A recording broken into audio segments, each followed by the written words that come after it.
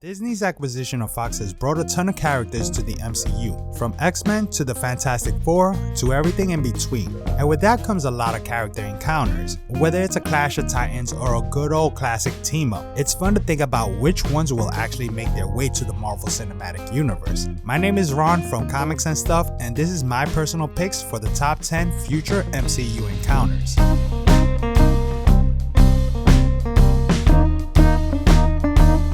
Okay, starting the list off at number 10 is Deadpool and Thanos, and this will be a cool one, and yeah, it may be difficult but not totally impossible considering their connection. In the comics, Deadpool and Thanos share a common interest, and that's death. Deadpool's healing factor has brought him back from the brink of death numerous times, and during these times he actually developed a relationship with her, and this did not sit well with Thanos at all. It's pretty well known that Thanos has the hots for death in the comics, with him actually doing the snap as a way to win her over.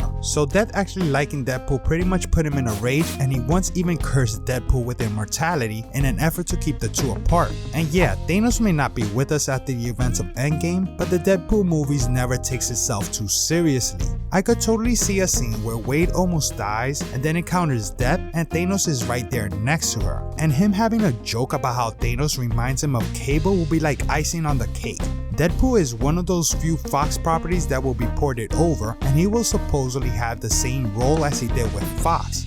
Kinda in the same universe, but at the same time kinda not. Having a scene like this is not outside the realm of possibility and will also add to his whole breaking the fourth wall thing.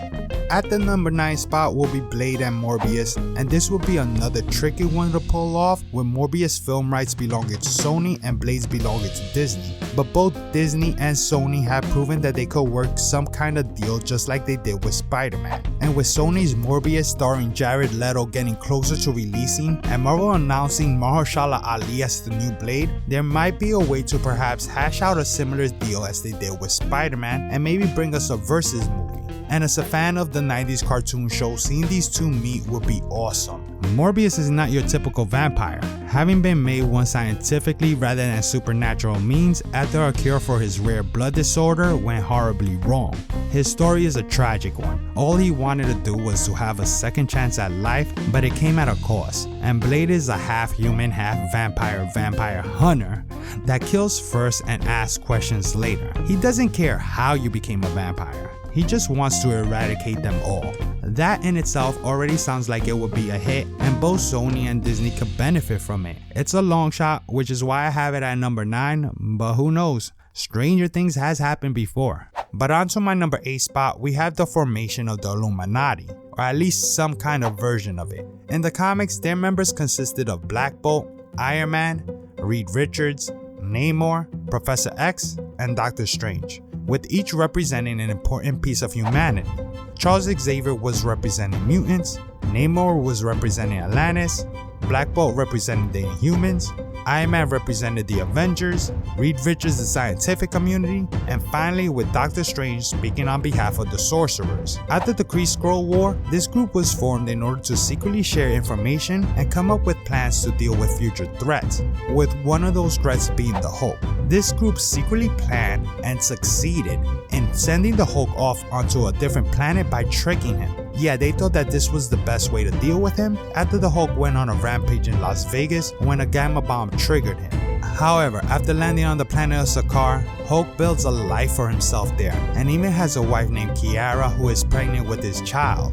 This moment of happiness is ruined when the ship that originally brought him there activates a self-destruct sequence, destroying the city and everyone in it, including Kiara and their unborn child. So yeah, Hulk was mad. I won't go too into it, but the Illuminati was a part of one of the Hulk's best storylines, which was Planet Hulk.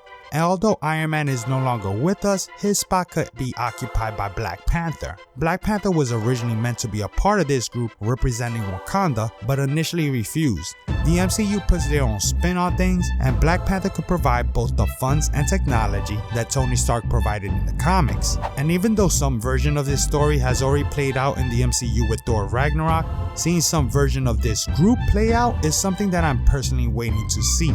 And in my number 7 spot, we have Doctor Strange and Magic. I actually think that this might be the quickest to happen, and I touched upon this in my last video, so I won't spend too much time on it, but I will provide a link to it here. Magic is the younger sister of the X-Man Colossus and was kidnapped and raised in the Limbo Dimension by Belasco. She would eventually overthrow him and become the Sorcerer Supreme there. That being said, after being raised in a dimension where sorcery is pretty much a necessity, her skills are on par with those of Doctor Strange, and she has even been taught by him. This is just something I want to see. There's history there, and I actually like Magic as a character. She's a badass with a unique origin, and now that the New Mutants movie is about to be released, I hope that they do this character justice. At the number 6 spot, we have Namor and Black Panther, and Namor meeting anyone in the MCU would be fantastic to see. He's known to have a hot-tempered personality, but the reason why meeting Black Panther would be particularly cool is because they are both rulers of kingdoms that were until recently kept secret from the rest of civilization, with Black Panther being the ruler of Wakanda and Namor being the ruler of Atlantis. And because of this, they have butted heads in the comics before. There has even been Easter eggs hinting at the existence of Namor in the MCU movies. But him being a mutant, Marvel's very first mutant at that, there would have probably been issues introducing him. Now that Disney and Fox deal is finalized, however, there's no reason to not introduce Namor as soon as possible. Aquaman has proven that people want to see surreal underwater cities, and Namor not only brings that, but the opportunity to further expand on the Marvel mythology in the MCU. And at the number 5 spot, we have Black Panther again, but this time it's him meeting Storm. And this takes the number 5 spot because in the comics these two have actually been married, so they have quite an extensive history, having first met when they were both kids. After Storm's parents were killed, she spent some time as a pickpocket for Ahmed Al-Jabbar, and during this time as a pickpocket, she even encountered a younger Charles Xavier. However, she would later leave this life behind and travel to her mother's homeland of Kenya, and it was during these travels that she first came across T'Challa, also known as the Black Panther, having rescued him after he was being kidnapped with her newly discovered powers. The two shared an instant chemistry and will remain friends throughout the years to come, and while being part of the X-Men and Avengers kept them apart most of the time, T'Challa still had love for Storm and would later on propose to her, with their wedding taking place during Marvel's Civil War, with a ceasefire being declared during the event in order for the rest of the Marvel Universe to attend the wedding, with even Uatu the Watcher showing up to watch the occasion. And even though the wedding is a bit divisive, I liked it, and showing some acknowledgement of their history is something I'm patiently waiting for. Onto the number 4 spot, we have Captain Marvel vs. Rogue. And man, I honestly can't wait for these two to meet up. For those that don't know, the connection between these two has not been exactly friendly. Rogue has the mutant power to absorb the memories and abilities of anyone she touches, which would be a pretty cool power if at the time she had any control of it. Before joining the X-Men, Rogue was actually a member of the Brotherhood of Evil Mutants that was led by her surrogate mother Mystique, and during this time she had an encounter with Carol Danvers, who at the time was going by Miss Marvel, that ultimately changed their lives forever. After getting a prophecy from Destiny that Miss Marvel was gonna bring Rogue harm, Mystique set out to try to prevent this from happening. However, Rogue overheard their conversation and decided to confront Miss Marvel herself. And when Miss Marvel and Rogue came face to face, the results weren't pretty at all, with Rogue using her mutant powers to permanently absorb Miss Marvel's memories and abilities. Charles Xavier would later on help Carol Danvers gain some semblance on who she used to be, but it was sorta like someone giving you a playthrough of your life. Those were her memories, but she no longer felt a connection to them. Rogue basically stripped her of who she once was, and when those memories of Carol Danvers came crashing down on Rogue, that's when she sought out the help of Professor X in order to try to keep those memories at bay. And she has been an X-Men ever since. Time and again, Rogue has proven to be an important member, and although what she did was totally wrong, she did come out of the experience as a better person. Rogue meeting Miss Marvel impacted both of their lives in drastic ways, and it'd be interesting to see what the MCU's take on this very important encounter would be. And now on to my top 3, but before I go into them, I want to say that this was the part of the list that I had the most trouble with. I only give a slight edge to my number 1 because I just really want to see how this plays out, but in reality, any of these could be interchangeable. It was just really tough to nail the order, so with that being said, my number 3 spot goes to Hulk vs. Wolverine. And this is the one that I think that most people will lose their mind over. Ever since Wolverine's first appearance in the last panel of Incredible Hulk number 180, these two have pretty much been at odds with each other. One is a giant rampaging monster with little control, and the other is a 5'3" package of pure ferocity with little control. These two have had so many classic battles, and Wolverine's healing factor is actually a good match for someone that just loves to pummel things. Not only can Wolverine take whatever abuse the Hulk is willing to give, but thanks to his adamantium claws, he could also dish it out. These fights are a spectacle to see, and even though it hasn't happened yet, I could easily see this battle as being one of the best in the MCU's history.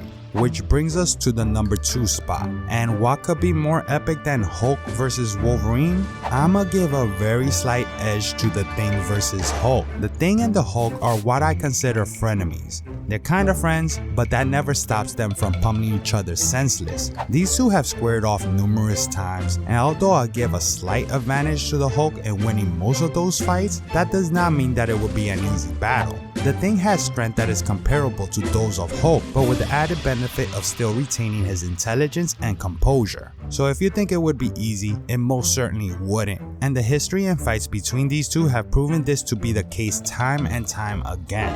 Okay, now before going to my number 1, I want to give a few honorable mentions, with one of them being Captain America and Black Widow meeting Wolverine. It's pretty obvious that these three meetings will be highly unlikely, but in the comics they all met up during World War II, so they all got a unique connection together with their origins. I go into more detail on this encounter in my Black Widow video, so click above if you're interested in that. Although it's unlikely, there might be some reference to that connection in the new Black Widow movie, and with Black Widow kicking off Marvel's Phase 4, I'm expecting an end credit scene that will shock as well as excite people, and having Wolverine appear or be mentioned in some type of way at all will definitely do that. I guess we'll just have to wait and see until the movie comes out.